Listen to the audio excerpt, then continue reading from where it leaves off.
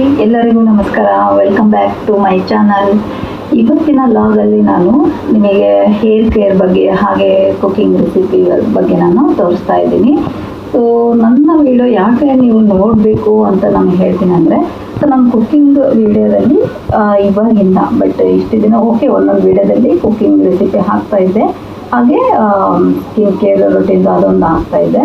But ಇವಾಗಿಂದ ಒಂದೊಂದು ಅಡುಗೆ ನಾನು ಒಂದೊಂದು ಚಾನಲ್ ಅಂದರೆ ವಿಡಿಯೋದಲ್ಲಿ, ಸೊ ನಾನು ಅದರಲ್ಲಿ ಕೂಡ ನಾನು ಸ್ಕಿನ್ ಕೇರ್ ಬಗ್ಗೆ ಆಗಲಿ ಹೇರ್ ಕೇರ್ ಬಗ್ಗೆ ಏನಾದರೂ ಟಿಪ್ಸ್ ಕೊಡಬೇಕು ಅಂತ ಅಂದ್ಕೊಂಡಿದ್ದೀನಿ.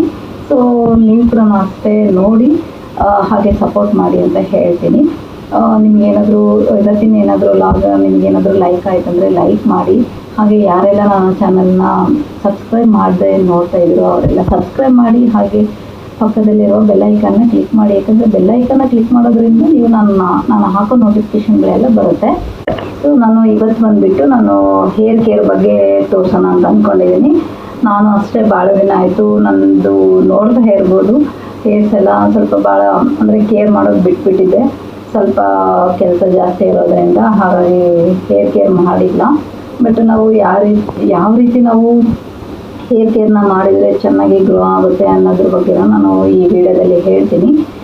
ಇವಾಗ ನಾನು ಯಾವ ರೀತಿ ಹೇರ್ ಕೇರ್ನ ಮಾಡ್ತೀನಿ ಅನ್ನೋದು ಕೂಡ ನೀವು ಕೂಡ ನೋಡ್ಕೊಂಬನ್ನಿ. ಸೊ ಇವಾಗ ನಾನು ಹೇರಿಗೆ ಫಸ್ಟು ನಾನು ಆಯಿಲಿಂದ ಅಪ್ಲೈ ಮಾಡ್ತೀನಿ. ಚೆನ್ನಾಗಿ ಮಸಾಜ್ ಮಾಡ್ಕೋಬೇಕು. ಹೇರ್ ಬಂದುಬಿಟ್ಟು ನಾವು ಯಾವಾಗಲೂ ಅಷ್ಟೇ ಹೇರ್ನ ನಾವು ಡೈಲಿ ಏನಂದರೆ ಆಯಿಲ್ ಅಪ್ಲೈ ಮಾಡೋದಿಲ್ಲ, ಡೈರೆಕ್ಟಾಗಿ ಶಾಂಪು ಹಾಕಿ ಯೂಸ್ ಮಾಡ್ತೀವಿ. ಅದರಿಂದ ಏನಾಗುತ್ತೆ ಅಂದರೆ ನಮ್ಮ ಹೇರ್ ಎಲ್ಲ ಡ್ರೈ ಆಗಿ ಅದೆಲ್ಲ ಫುಲ್ ಡ್ಯಾಂಡ್ರಫ್ ಎಲ್ಲ ಆಗೋಕ್ಕೆ ಸ್ಟಾರ್ಟ್ ಆಗುತ್ತೆ. ಆಮೇಲೆ ಹೇರ್ ಫಾಲ್ ಸ್ಟಾರ್ಟ್ ಆಗೋಕ್ಕೆ ಅದೆಲ್ಲ ಆಗುತ್ತೆ. ಅದೆಲ್ಲ ಆಗೋದ್ರಿಂದ ನಿಮಗೆ ಹೇರ್ಸ್ ಎಲ್ಲ ಡ್ರೈ ಆಗಿ ನಿಮ್ಮ ಕೂದಲೆಲ್ಲದು ಹೋಗ್ಬಿಡುತ್ತೆ. ಹಾಗಾಗಿ ಅದು ಹೇರ್ ಗ್ರೋತ್ ಆಗೋಕ್ಕೆ ನೀವು ಚಾನ್ಸೇ ಕೊಡೋದಿಲ್ಲ. ಹಾಗೆ ನಾವು ತಿನ್ನೋದ್ರಲ್ಲಿ ಕೂಡ ಅಷ್ಟೇ, ನಾವು ಒಳಗಡೆ ಏನು ಹಾಕ್ತೀವಿ ಫುಡ್ಡು ಅನ್ನೋದು ಕೂಡ ಇಂಪಾರ್ಟೆಂಟು. ನಾವು ಯಾವ ರೀತಿ ಪ್ರೋಟೀನ್ ಕೊಡ್ತೀವಿ ನಮ್ಮ ಹೇರ್ಸಿಗೆ ಅನ್ನೋದು ಕೂಡ ಇಂಪಾರ್ಟೆಂಟೇ. ಸೊ ಫಸ್ಟ್ ಏನಂತಂದರೆ ನಾವು ಚೆನ್ನಾಗಿ ಊಟ ಮಾಡಬೇಕು, ಅಂದರೆ ಚೆನ್ನಾಗಿ ನಿದ್ದೆ ಮಾಡಬೇಕು, ಚೆನ್ನಾಗಿ ಊಟ ಮಾಡಬೇಕು, ಪ್ರೋಟೀನ್ ಇರೋ ಫುಡ್ಗಳನ್ನೆಲ್ಲ ತಿನ್ನಬೇಕು. ಅದ್ರ ಜೊತೆಗೆ ನಾವು ಮೇಲೆ ಔಟ್ಸೈಡ್ಗಳನ್ನು ನಾವು ಕೇರ್ ಮಾಡೋದ್ರಿಂದ ನಮ್ಮ ಹೇರ್ಸ್ ಕೂಡ ಭಾಳನೇ ಚೆನ್ನಾಗಿರುತ್ತೆ. ಹಾಗಾಗಿ ನಾನು ಹೊರಗಡೆ ಏನು ಇದು ಮಾಡಲ್ಲ, ಮನೆಯಲ್ಲೇ ನನ್ನ ಆಯಿಲ್ನ ನಾನು ಹೇರ್ಗೋಸ್ಕರನೇ ನಾನು ಇದನ್ನು ತಯಾರು ಮಾಡೋದು. ಮನೆಯಲ್ಲೇ ಮಾಡಿಕೊಂಡು ನಾನು ಅಪ್ಲೈ ಮಾಡ್ತೀನಿ. ಸೊ ಇದನ್ನು ಅಪ್ಲೈ ಮಾಡೋದ್ರಿಂದ ಬಹಳನೇ ಚೆನ್ನಾಗಿರುತ್ತೆ. ನಿಮಗೆ ಹೇರಲ್ಲಿ ಯಾವುದೇ ರೀತಿ ಸಮಸ್ಯೆ ಇರಲಿ ಅದೆಲ್ಲ ಚೆನ್ನಾಗಿ ಆಗುತ್ತೆ. ಸೊ ನಿಮಗೆ ಬೇಕಿತ್ತಂದರೆ ನಾನು ನನ್ನ ಚಾನಲ್ನಲ್ಲಿ ವಿಡಿಯೋ ಇದೆ ಆಯಿಲ್ಗಳನ್ನು ಯಾವ ರೀತಿ ಮಾಡೋದು ಅಂತ. ಸೊ ಅದನ್ನು ನೀವು ಕೂಡ ನೋಡ್ಕೋಬೋದು, ಅಲ್ಲಿ ಲಿಂಕ್ ಕೂಡ ಹಾಕಿರ್ತೀನಿ, ಅದನ್ನು ನೋಡ್ಕೊಂಬನ್ನಿ. ಮತ್ತು ಇದನ್ನು ರೆಸಿಪಿ ಇನ್ನೊಂದು ಬೇಕು ನಮಗೆ ಆಯಿಲ್ ಯಾವ ರೀತಿ ಮಾಡೋದು ಅಂದರೆ ನಾನು ಇನ್ನೊಂದು ಸಲ ವೀಡಿಯೋ ಮಾಡ್ತೀನಿ. ನಿಮಗೆ ಬೇಕಿದ್ರೆ ಕಾಮೆಂಟಲ್ಲಿ ನನಗೆ ತಿಳಿಸಿ. ಸೊ ಫಸ್ಟ್ ಬಂದುಬಿಟ್ಟು ಇದನ್ನು ನಾನು ಅಪ್ಲೈ ಮಾಡ್ತೀನಿ, ಓಕೆನಾ? ಇದನ್ನ ಯಾವ ರೀತಿ ಅಪ್ಲೈ ಮಾಡಬೇಕು ಅನ್ನೋದು ನಾನು ತೋರಿಸ್ತೀನಿ, ನೋಡ್ಕೊಂಬನ್ನಿ. ಫಸ್ಟು ನಾವು ಈ ಎಣ್ಣೆನ ಹೇಗೆ ಬೇಕಾಗೆ ಹಚ್ಚಬಾರ್ದು. ಸೊ ನಾನು ಇಲ್ಲಿ ನೋಡಿ ಇವಾಗ ಇದನ್ನ ತೊಗೊಂಡು ಚೆನ್ನಾಗಿ ಬಿಡೋ ಸಮೇತ ಒಳಗಡೆ ಎಲ್ಲ ನೀಟಾಗಿ ಎಲ್ಲ ಕಡೆ ಮುಟ್ಟಬೇಕು. ಆಯಿಲು ಚೆನ್ನಾಗಿ ಎಲ್ಲ ಕಡೆ ಮುಟ್ಟಿ ಅದಕ್ಕೆಲ್ಲ ಚೆನ್ನಾಗಿ ಮಸಾಜ್ ಮಾಡಬೇಕು. ಸೊ ನಾವೆಲ್ಲ ಏನು ಮಾಡ್ತೀವಿ ಅಂದರೆ ಸುಮ್ಮನೆ ಆಯಿಲೆಲ್ಲ ಎಲ್ಲ ಕಡೆ ಸುಮ್ಮನೆ ಹಚ್ಚಿ ನಾವು ವಾಶ್ ಮಾಡ್ಕೊಂಡ್ಬಿಡ್ತೀವಿ ಹೇರ್ಸ್ನ. ಬಟ್ ಆ ರೀತಿ ಮಾಡಬಾರ್ದು, ಎಲ್ಲ ಕಡೆ ಚೆನ್ನಾಗಿ ಅಪ್ಲೈ ಮಾಡ್ಕೋಬೇಕು. ಸೊ ಬೇರ್ ಸಮೇತ ಬುಡದಲ್ಲಿ ಎಲ್ಲ ನೀಟಾಗಿ ಅದನ್ನೆಲ್ಲ ಅಪ್ಲೈ ಮಾಡಿ ಚೆನ್ನಾಗಿ ಮಸಾಜ್ ಮಾಡ್ಕೋಬೇಕು. ಸೊ ಚೆನ್ನಾಗಿ ಮಸಾಜ್ ಮಾಡೋದ್ರಿಂದ ನಿಮಗೆ ಬ್ಲಡ್ ಸರ್ಕ್ಯುಲೇಷನ್ ಕೂಡ ಆಗುತ್ತೆ. ಸೊ ನಿಮಗೆ ಹೇರ್ ಇಂಪ್ರೂವ್ ಕೂಡ ಆಗುತ್ತೆ. ನೆಕ್ಸ್ಟ್ ಬಂದುಬಿಟ್ಟು ನಿಮಗೆ ಏನು ಮಾಡಬೇಕು ಅಂದರೆ, ಸೊ ನೀವು ನಿಮ್ಮ ತಲೆನ ನೀವು ಈ ರೀತಿ ಬಗ್ಗಿಸಿ ಚೆನ್ನಾಗಿ ಮಸಾಜ್ ಮಾಡ್ಕೋಬೇಕು. ಸೊ ಆ ರೀತಿ ತಲೆನ ಬಗ್ಗಿಸಿ ನೀವು ಮಸಾಜ್ ಮಾಡ್ಕೊಳೋದ್ರಿಂದನೂ ನಿಮಗೆ ಭಾಳನೇ ಬೆನಿಫಿಟ್ ಇರುತ್ತೆ, ಜಲ್ದಿ ಗ್ರೋ ಆಗುತ್ತೆ ಹೇರ್ಸು. ಸೊ ನಿಮಗೆ ಕೆಳಗಡೆನೂ ಅಷ್ಟೇ ನೀಟಾಗಿ ಎಲ್ಲ ಕಡೆ ಅಪ್ಲೈ ಮಾಡ್ಕೋಬೇಕು. ಸೊ ಈ ರೀತಿ ಅಪ್ಲೈ ಮಾಡಿ ಅಟ್ಲೀಸ್ಟ್ ಒಂದು 2 hours ಆದರೂ ನೀವು ಬಿಡಬೇಕು. ಇಲ್ಲ ನೀವು ಹಿಂದಿನ ದಿನ ಆದರೂ ಅಪ್ಲೈ ಮಾಡಿಕೊಂಡು ಮುಂದಿನ ದಿನ ವಾಶ್ ಮಾಡ್ಕೋಬೋದು. ಸೊ ಜಾಸ್ತಿ ಬಿಸಿನೀರಿಂದ ಮಾಡ್ಕೋಬೇಡಿ, ವಾಮ್ ವಾಟರಿಂದನೇ ಮಾಡ್ಕೊಳ್ಳಿ. ಸೊ ಈ ರೀತಿ ಚೆನ್ನಾಗಿ ಮಸಾಜ್ ಮಾಡೋದ್ರಿಂದ ನಿಮ್ಮ ಹೇರ್ಸ್ ಎಲ್ಲ ಚೆನ್ನಾಗಿ ಗ್ರೋ ಆಗೋಕ್ಕೆ ಸ್ಟಾರ್ಟ್ ಆಗುತ್ತೆ. ತಿಕ್ಕೇರ್ ಇದ್ದರೆ ತಿಕ್ಕೇರ್ ಬೇಕಂದ್ರೂ ನಿಮಗೆ ಚೆನ್ನಾಗಿ ತಿಕ್ಕೇರನ್ನು ಆಗುತ್ತೆ. ಸೊ ಬ್ಲಡ್ ಸರ್ಕ್ಯುಲೇಷನು ಆಗುತ್ತೆ. ನೋಡಿ ಈ ರೀತಿ ಮಾಡೋದ್ರಿಂದ ನಿಮಗೆ ನೋಡ್ಕೊಂಬಂದ್ರಲ್ವ ಯಾವ ರೀತಿ ಮಾಡೋದು ಅಂತ. ನಿಮಗೆ ಏನಾದರೂ ಆಯಿಲ್ದು ನಿಮಗೆ ರೆಸಿಪಿ ಬೇಕಂದ್ರೆ ನಾನು ಲಿಂಕ್ ಹಾಕಿರ್ತೀನಿ, ಅದ್ರ ಮೂಲಕ ನೀವು ಕೂಡ ನೋಡ್ಕೊಳ್ಳಿ. ಸೊ ಟೈಮ್ ಆಯಿತು, ಮಧ್ಯಾಹ್ನಕ್ಕೆ ನಾನು ನುಗ್ಗೆಕಾಯಿ ಸಾಂಬಾರು ಮಾಡೋಣ ಅಂತ ಮಾಡ್ತಾಯಿದ್ದೀನಿ. ಇಲ್ಲಿ ನುಗ್ಗೆಕಾಯಿ ತೊಗೊಂಡಿದ್ದೀನಿ, ಫ್ರೆಶ್ ಆಗಿರೋ ನುಗ್ಗೆಕಾಯಿ ತೊಗೊಂಡಿದ್ದೀನಿ. ಸೊ ನಾವು ಮದುವೆ ಮನೆಯಲ್ಲಿ ನೀವೆಲ್ಲರೂ ಊಟನ ಮಾಡಿರ್ತೀರ, ಸೊ ಅಲ್ಲಿ ಎಷ್ಟು ಟೇಸ್ಟಿಯಾಗಿರುತ್ತೆ ಅಲ್ವಾ. ಸೊ ಅದೇ ರೀತಿ ನಾನು ನುಗ್ಗೆಕಾಯಿ ಸಾಂಬಾರು ಮಾಡ್ತಾಯಿದ್ದೀನಿ. ಫಸ್ಟು ನಾನಿಲ್ಲಿ ಒಂದು ಟೀ ಕುಡಿಯೋಷ್ಟು ನಾನು ತೊಗರಿಬೇಳೆ ಹಾಕಿದ್ದೀನಿ. ಇದಕ್ಕೆ ನಾನು ಮುಕ್ಕಾಲು ಕಪ್ ಅಷ್ಟು ನಾನು ಹೆಸರುಬೇಳೆ ಹಾಕಿದ್ದೀನಿ. ಹೆಸರುಬೇಳೆ ಹಾಕೋದ್ರಿಂದ ಭಾಳನೇ ಟೇಸ್ಟ್ ಕೊಡುತ್ತೆ. ಸೊ ನಿಮಗೆ ತಿಕ್ಕ ಕನ್ಸಿಸ್ಟೆನ್ಸಿನೂ ಬರುತ್ತೆ, ಅದಕ್ಕೋಸ್ಕರನೇ ನಾನು ಹೆಸರುಬೇಳೆ ಹಾಕಿದ್ದೀನಿ. ಹಾಗೆ ನಮ್ಮ ಬಾಡಿಗೂ ತಂಪು. ಇದನ್ನು ಚೆನ್ನಾಗಿ ನೀರು ಹಾಕಿ ಒಂದೆರಡು ಸಲ ಚೆನ್ನಾಗಿ ತೊಳ್ಕೊಬೇಕು, ಇಲ್ಲಾಂದರೆ ನಿಮಗೆ ಅದರಲ್ಲಿ ಏನಾದರೂ ಕೆಮಿಕಲ್ಸ್ ಅಂದರೆ ಕಲರ್ಸ್ ಏನಾದರೂ ಹಾಕಿರ್ತಾರೆ. ಸೊ ಅದಕ್ಕೋಸ್ಕರನೇ ನಾವು 2 ಸಲ ಚೆನ್ನಾಗಿ ವಾಶ್ ಮಾಡ್ಕೋಬೇಕು. ಅದನ್ನು ಚೆನ್ನಾಗಿ ಅದನ್ನೆಲ್ಲ ತೊಳೆದಿಟ್ಟು ನಾನು ಇಲ್ಲಿ ರೆಡಿ ಮಾಡ್ಕೊತೀನಿ. ಸೊ ಇದೆಲ್ಲ ವಾಶ್ ಆದಾದಮೇಲೆ ನಾನು ಇವಾಗ ನೀರು ಹಾಕಿ ಇದಕ್ಕೆ ನಾನು ಒಂದು ಅರ್ಧ ತುಂಡದಷ್ಟು ನಾನು ಈರುಳ್ಳಿ ಹಾಕ್ತೀನಿ. ಈರುಳ್ಳಿ ಹಾಕೋದ್ರಿಂದ ಭಾಳನೇ ಟೇಸ್ಟ್ ಬರುತ್ತೆ, ಅದಕ್ಕೋಸ್ಕರನೇ ಫಸ್ಟಿಗೆ ನಾವು ಇದನ್ನು ತೊಗರಿಬೇಳೆ ಹಾಕ್ತೀನಿ. ನೆಕ್ಸ್ಟ್ ಇದಕ್ಕೆ ಅರಿಶಿನ ಪುಡಿ ಹಾಕಿ ಇದನ್ನು ಚೆನ್ನಾಗಿ ಒಂದು 4 ಕೂಗಿಸ್ತೀನಿ. ಅಷ್ಟರಲ್ಲಿ ನಾನು ಇಲ್ಲಿ ಒಗ್ಗರಣೆ ಕೊಟ್ಕೊಳ್ಳೋಣ. ಇಲ್ಲಿ ಪಾತ್ರೆಯಲ್ಲಿ ನಾನು ಎಣ್ಣೆ ಹಾಕ್ತಾಯಿದ್ದೀನಿ. ಎಣ್ಣೆ ಹಾಕಿ ಸಾಸಿವೆ ಮತ್ತು ಜೀರಿಗೆ ಹಾಕ್ತಾಯಿದ್ದೀನಿ.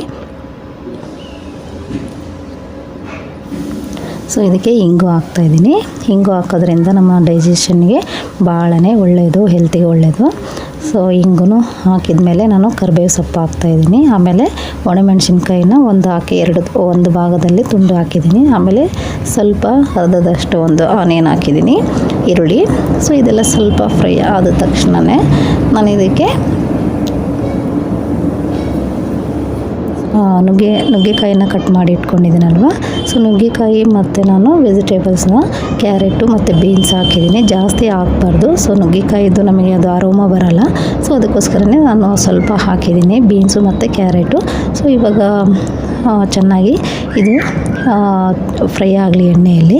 ಸ್ವಲ್ಪ ಬೇಗ ಆಗಬೇಕು ಅನ್ನೋದಿದ್ರೆ ನಾವು ಇದಕ್ಕೆ ನಾನು ಸ್ವಲ್ಪ ಉಪ್ಪು ಹಾಕೋದ್ರಿಂದ ನಿಮಗೆ ಸ್ವಲ್ಪ ಬೇಗನೆ ಬೇಯುತ್ತೆ, ಅದಕ್ಕೋಸ್ಕರನೇ ಉಪ್ಪು ಹಾಕ್ತೀನಿ. ಇವಾಗ ಒಂದು ಸ್ವಲ್ಪ ಉಪ್ಪು ಹಾಕಿ ಚೆನ್ನಾಗಿ ಇದು ಎಣ್ಣೆಯಲ್ಲಿ ಫ್ರೈ ಆಗಬೇಕಿದು. ಫ್ರೈ ಆಗೋಕ್ಕೆ ನಾನು ಒಂದು ಸ್ವಲ್ಪ ಮುಚ್ಚಿಡ್ತೀನಿ. ಇದು ಇವಾಗ ನೋಡಿ, ಇವಾಗ ಸ್ವಲ್ಪ ಫ್ರೈ ಆಗಿದೆ, ಭಾಳನೇ ಫುಲ್ ಫ್ರೈ ಆಗಬಾರ್ದು, ಎಣ್ಣೆಯಲ್ಲಿ ಸ್ವಲ್ಪ ಫ್ರೈ ಆಗಬೇಕು.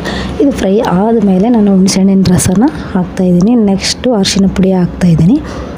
ಇವಾಗ ಇದನ್ನು ಮಿಕ್ಸ್ ಮಾಡ್ಕೊತೀನಿ. ಅದು ಹುಳಿ ಹಾಕಿರೋದನ್ನ ಒಂದು 30 ಸೆಕೆಂಡ್ಸ್ ಅದರಲ್ಲಿ ಫ್ರೈ ಆದರೆ ಸಾಕು. ನೆಕ್ಸ್ಟ್ ನಾನು ನೀರು ಹಾಕಿ ಇದನ್ನು ಚೆನ್ನಾಗಿ ಬಾಯ್ಲ್ ಆಗಬೇಕು. ಅಂದರೆ 100ರಲ್ಲಿ ಒಂದು 60% ಚೆನ್ನಾಗಿ ಬೇಯಬೇಕು ನುಗ್ಗೆಕಾಯಿ, ಓಕೆನಾ.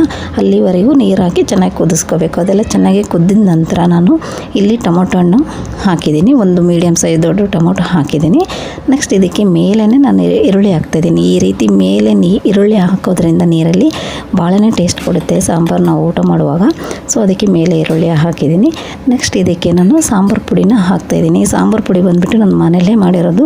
ಸೊ ನಿಮಗೆ ಏನಾದರೂ ಬೇಕಂದರೆ ನಾನು ಲಿಂಕ್ ಕೊಟ್ಟಿರ್ತೀನಿ, ಅದರ ಮೂಲಕ ನೀವು ನೋಡಿ ನೀವು ಕೂಡ ಮನೆಯಲ್ಲಿ ಮಾಡ್ಕೋಬೋದು, ಭಾಳನೇ ಟೇಸ್ಟೇ ಇರುತ್ತೆ. ಹಾಗೆ ಇದಕ್ಕೆ 1 ಸ್ಪೂನಷ್ಟು ನಾನು ಧನಿಯಾ ಪುಡಿನೂ ಹಾಕ್ತಾಯಿದ್ದೀನಿ. ಧನಿಯಾ ಪುಡಿನೂ ಅಷ್ಟೇ ನಾನು ಮನೆಯಲ್ಲೇ ಮಾಡಿರೋದು.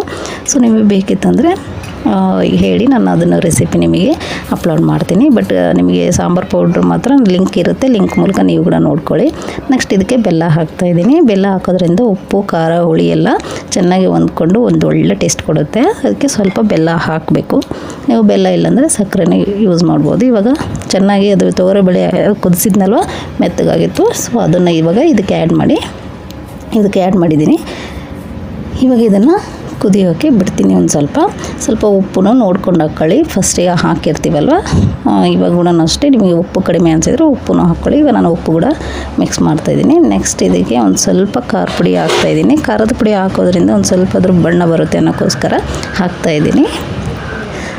ಇವಾಗ ಇದನ್ನು ಚೆನ್ನಾಗಿ ಮಿಕ್ಸ್ ಮಾಡ್ಕೊತೀನಿ. ಇವಾಗ ಚೆನ್ನಾಗಿ ಅದು ಕುದ್ದಿದ ಮೇಲೆ ನಾನು ಕುದೀತಾ ಇರುತ್ತೆ, ಆವಾಗ ನಾನಿಲ್ಲಿ ಒಂದೇ ಒಂದು ಹಸಿಮೆಣಸಿನ್ಕಾಯಿ ಹಾಕ್ತೀನಿ. ಹಸಿಮೆಣಸಿನ್ಕಾಯಿ ಹಾಕೋದ್ರಿಂದ ನಿಮಗೆ ಒಂದು ಒಳ್ಳೆ ಟೇಸ್ಟ್ ಕೊಡುತ್ತೆ. ಅದಕ್ಕೆ ನಾನು ಲಾಸ್ಟ್ ಮೊಮೆಂಟಲ್ಲಿ ಒಂದು ಹಸಿಮೆಣಸಿನ್ಕಾಯಿ ಹಾಕಿ ಇನ್ನೊಂದು ಸ್ವಲ್ಪ ಚೆನ್ನಾಗಿ ಬಾಯ್ಲ್ ಆಗೋಕ್ಕೆ ಬಿಡ್ತೀನಿ ಇದನ್ನು.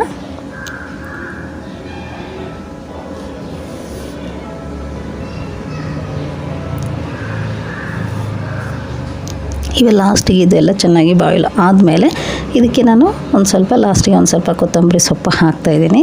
ಕೊತ್ತಂಬರಿ ಸೊಪ್ಪು ಹಾಕಿದ್ಮೇಲೆ ನಾನು ಇದಕ್ಕೆ ಇನ್ನೊಂದು ಲಾಸ್ಟಿಗೆ ಒಂದು ಅರ್ಧ ಟೀ ಸ್ಪೂನಷ್ಟು ನಾನು ತುಪ್ಪ ಆ್ಯಡ್ ಮಾಡ್ತಾಯಿದ್ದೀನಿ. ತುಪ್ಪ ಹಾಕೋದ್ರಿಂದ ಒಳ್ಳೆ ಟೇಸ್ಟ್ ಕೊಡುತ್ತೆ. ಸೊ ಅದಕ್ಕೋಸ್ಕರನೇ ನೋಡಿದ್ರಲ್ಲ, ಇವಾಗ ಚೆನ್ನಾಗಿ ಇನ್ನೊಂದು 30 ಸೆಕೆಂಡ್ಸಿಂದ ಬಾಯ್ಲ್ ಮಾಡಿಬಿಟ್ರೆ ಸಾಂಬಾರು ರೆಡಿ ಆಗುತ್ತೆ. ನೋಡಿದ್ರಲ್ವ ಎಷ್ಟು ಈಸಿಯಾಗಿದೆ. ಸೊ ಇದೇ ರೀತಿ ಮಾಡ್ಕೊಳ್ಳಿ, ಟೇಸ್ಟ್ ಅಂತೂ ಸೂಪರ್ ಆಗಿರುತ್ತೆ. ಇವತ್ತಿನ ವೀಡಿಯೋ ಏನಾದರೂ ನಿಮಗೆ ಲೈಕ್ ಆದರೆ ಲೈಕ್ ಮಾಡಿ, ಹಾಗೆ ಯಾರೆಲ್ಲ ಸಬ್ಸ್ಕ್ರೈಬ್ ಮಾಡದೆ ನೋಡ್ತಾ ಇದ್ದೀರಾ ಸಬ್ಸ್ಕ್ರೈಬ್ ಮಾಡಿ, ನನಗೆ ಸಪೋರ್ಟ್ ಮಾಡಿ ಅಂತ ಕೇಳ್ತಾ ಇವತ್ತಿನ ವ್ಲಾಗ್ನ ನಾನು ಎಂಡ್ ಮಾಡ್ತಾಯಿದ್ದೀನಿ. Keep watching.